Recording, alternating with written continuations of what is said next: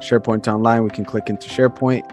Same story, I click into my tenant, go to my sites, and I can add sites individually just like we could with Exchange, or we can just capture all sites as created through the Content tab, similar to how we capture by AD groups to automate that process. So I'll click into Dunder Mifflin All-Stars. On the left-hand side, I'll get a summary of that site. On the right-hand side, I'll have the recovery points, and I perform a restore. And now I can drill into the subsites or the contents of said sites. I can search for what I need manually, or I can use the search criteria. So in this case, I know that I'm looking for a document type document. So I'll go ahead and search. There's the Dwight doc that I need. I'll perform a restore of that document. And I can restore it to its original location, unconditionally override or skip, push out the permissions or the workflow definitions separately so that we don't have to push out all the data. Or I can restore that to a different site so that we can move that data between SharePoint sites, helping you consolidate your SharePoint footprint. Going back to OneDrive now, we'll click into OneDrive, click into the tenant, go into users. And again, I can add a user one by one, or I can go to the content tab to automate the process through AD groups. I'll select Michael Scott for restoration. I'll go store him back from March 1st. And I'll drill into his drive.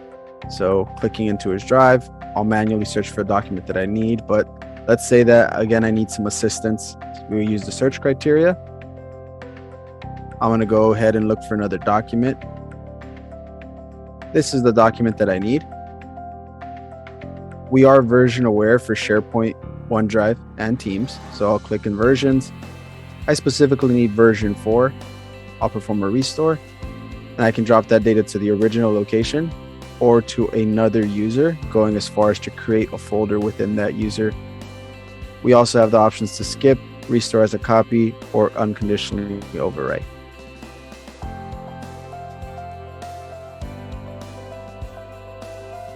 Clicking into Teams, I can select a tenant,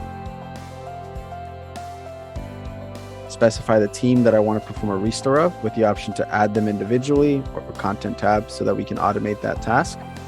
So I'll select Dunder Mifflin All-Stars. I'll perform a restore.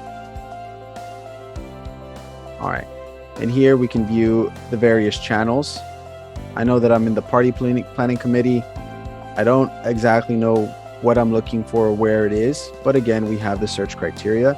So I'll once more search for a document, hit search. There's that Dwight document we saw earlier in SharePoint. I'll go ahead and I'll perform a restore of it. And I can restore that data to the original location. I'll go as far as to drop it in a different team or a different channel with the same options to skip and unconditionally overwrite if you need to. If it's a post, back to the post tab or as an HTML file. That pretty much covers an overview of the granular restores that you can perform with Exchange, SharePoint, OneDrive, and Teams.